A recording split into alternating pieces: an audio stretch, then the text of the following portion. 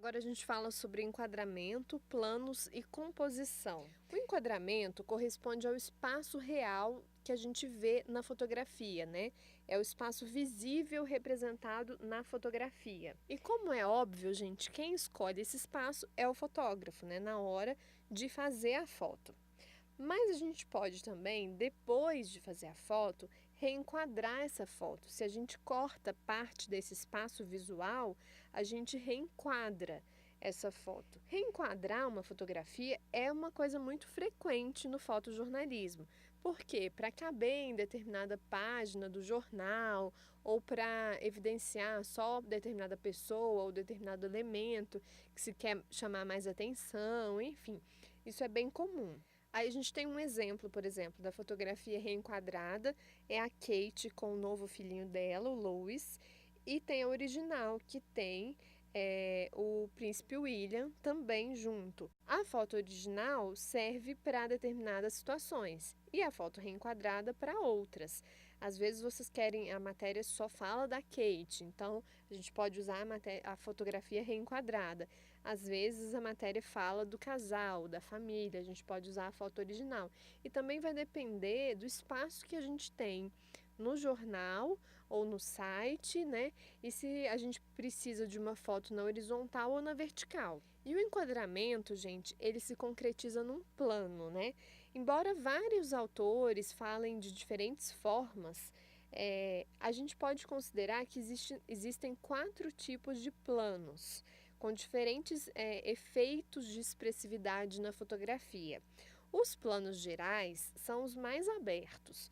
Eles são informativos, né, porque mostram muitas coisas e servem principalmente para que o observador, o leitor, tenha uma localização concreta do fato. Os planos gerais são muito usados para fotografar paisagens e eventos de massa, onde tem muita gente, né, num conjunto de pessoas, né? Mas também dá para mostrar personagens coletivas, um grupo de pessoas que protestam em relação a alguma coisa. Os planos gerais também podem servir, por exemplo, para fotografias em que o próprio cenário é o personagem. Por exemplo, fotos de prédio, fotos de arranha-céus. Tem que ser fotografias abertas para que a gente possa identificar, né, o que está sendo fotografado. Aqui a gente tem um exemplo de um plano geral. É uma fotografia do caixão do Eduardo Campos ou das pessoas que seguem, né, do cortejo que segue o Eduardo Campos, o caixão de Eduardo Campos, né, no caminho para o cemitério Santo Amaro, enquanto essa multidão passa por uma ponte. Essa foto é do Ernesto Carriço, do Estadão ou da Agência O Dia, e é um exemplo claro de plano geral. Existem também, gente, os planos conjuntos. São um pouco mais fechados, né?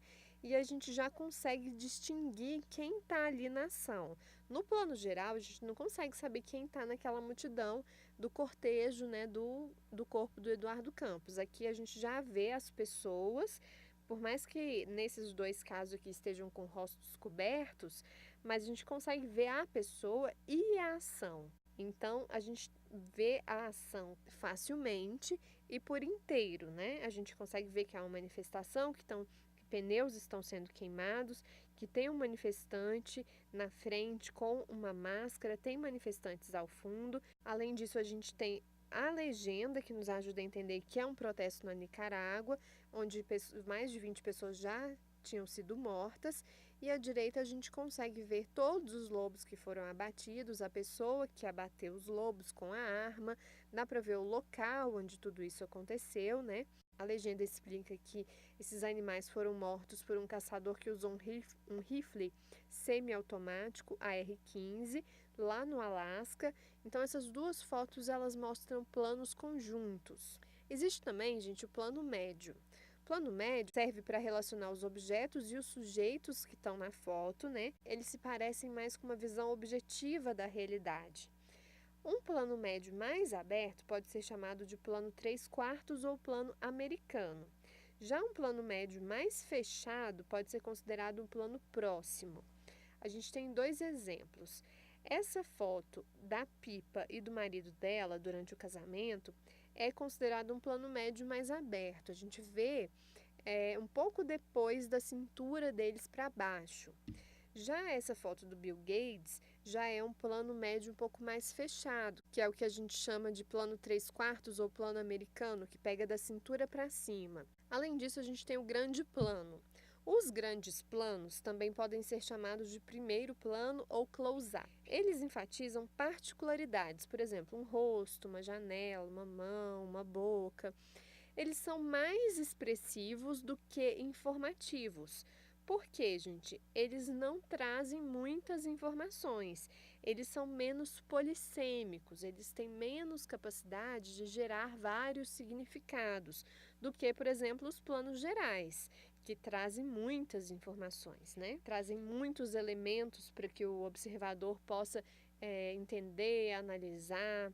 Enfim, quando o grande plano é muito fechado, a gente chama de muito grande plano, ou plano de pormenor, ou plano de detalhe. A gente tem agora um exemplo de grande plano. Uma mulher que foi fotografada durante um protesto que ficou conhecida como a Marcha das Vadias em Curitiba. Foi uma fotografia publicada no dia 19 de novembro no jornal Metro. Uma foto do Henri Milel.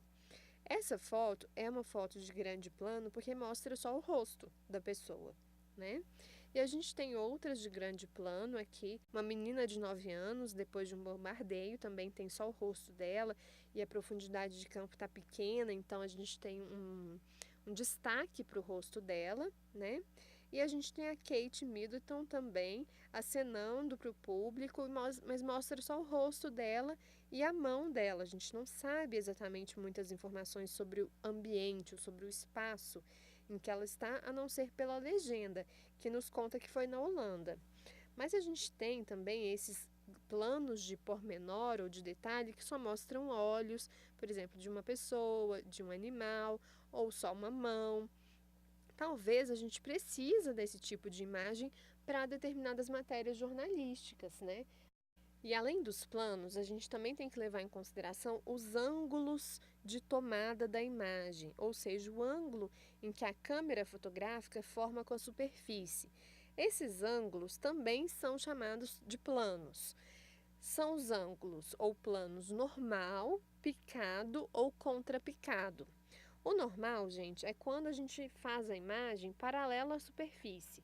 A gente oferece uma visão chamada de objetivante em relação à realidade que a gente representa. Por exemplo, essa foto de uma mãe, ela está sentada numa cadeira, uma mãe amamentando o filho, né? Ela está sentada na cadeira, mas o repórter, ele abaixou o tripé, se ele estiver no tripé, ou ele agachou, se ele estivesse sem tripé, para tirar essa fotografia no mesmo ângulo que a mãe está. Essa foto do Temer também, com o ministro Moreira Franco, está relativamente num ângulo normal. Agora, o plano picado é quando a gente faz a imagem de cima para baixo. E fazer imagem de cima para baixo, gente, dá uma ideia de desvalorizar o motivo fotografado. Nem sempre, não em todas as situações, mas normalmente isso acontece. Já o contrapicado, a gente faz a imagem de baixo para cima. Isso faz com que o motivo ou a pessoa fotografada seja valorizada. Então, nessa foto da esquerda, a ministra Carmen Lúcia tá um pouquinho de baixo para cima, não é tão descarado, mas a gente consegue ver que a ideia aqui é valorizá-la. E a outra foto, que é totalmente de baixo para cima, mostra a bandeira nacional da China, né? Durante a cerimônia de abertura dos Jogos Olímpicos de Pequim, de baixo para cima desse jeito dá uma importância para os soldados, né? Dá uma importância para a bandeira. Além dos planos, né, que podem ser mais abertos, mais fechados, a gente pode fotografar de cima para baixo, de baixo para cima. A gente também tem que pensar em como compor os elementos dentro das fotografias. A forma mais comum é colocar o motivo no centro. O motivo pode ser o objeto ou o sujeito fotografado. Quando a gente coloca o motivo no meio, normalmente a gente tem uma fotografia simétrica, o que cria uma ideia de imagem equilibrada, repousante. Mas é importante a gente saber a diferença entre o meio mesmo da fotografia, que seria o centro geométrico dela, e o centro visual, que é para onde o nosso olho tende a se dirigir. O centro visual, ele fica um pouco acima do centro geométrico, né? Por isso, uma composição que a gente queira que o objeto esteja no centro deve privilegiar o centro visual e não o centro geométrico da foto. Aqui a gente tem um desenho, né, que mostra o centro geométrico, que é no centrinho mesmo da fotografia, e o centro óptico ou visual, que é um pouco mais para cima. É para lá que normalmente a gente dirige o nosso olhar. Aqui a gente tem um exemplo de centro visual. Nessa fotografia a gente olha direto para o bebê, né? E isso é um centro, é um ponto que está um pouco acima do centro geométrico da fotografia, que é no meio mesmo. Nessa foto, o fotojornalista espanhol Santi Palacios, ele fotografou socorristas que estavam levando um bebê, né, levantando um bebê acima das cabeças deles, porque eles estavam com a água pela cintura. E esse bebê era um dos refugiados que tinha acabado de chegar numa das praias gregas. E esse fotojornalista venceu o Prêmio Nacional de Fotojornalismo de 2016 com essa imagem. Agora, um exemplo de centro geométrico. Quando a gente olha essa foto, a gente olha direto para o rosto do menino que está tampado, né, pelas mãos e por um pano, e ali está o centro geométrico da fotografia. Essa foto, gente, ela também ganhou um prêmio de fotojornalismo em 2012. Quem fez foi o Antônio Pedrosa, durante uma reportagem sobre os iraquianos, sobre a vida de uma comunidade no bairro Iraque. Enfim, nem sempre a gente vai precisar colocar o motivo no centro visual ou no centro óptico. Às vezes também vai funcionar a gente colocar no centro geométrico, mas a gente vai buscar colocar no centro visual, que é para lá que o nosso olho normalmente vai. Mas se a gente quiser equilibrar o tema principal com outra situação, com outro objeto, com outra pessoa, a gente coloca esse objeto principal ou no centro geométrico ou no centro visual e inclui um tema secundário numa diagonal oposta, para que ele não ofusque o tema principal. A gente cria assim uma hierarquia entre os elementos da imagem. Nessa foto, por exemplo, a gente vê claramente que esse menino da frente, ele que está coberto, né, com essa roupa marrom, ele é o assunto principal da imagem, e na diagonal a gente tem outra criança, né, que faz papel secundário nessa fotografia, cria uma hierarquia entre os elementos dessa imagem. Essa foto mostra um menino refugiado que está se protegendo do frio no dia 30 de novembro de 1996, antes de voltar a caminhar para a fronteira do Congo. Ele fazia parte de um grupo de cerca de 20 mil refugiados de Ruanda. É uma imagem da Corinne Dufka, da Reuters.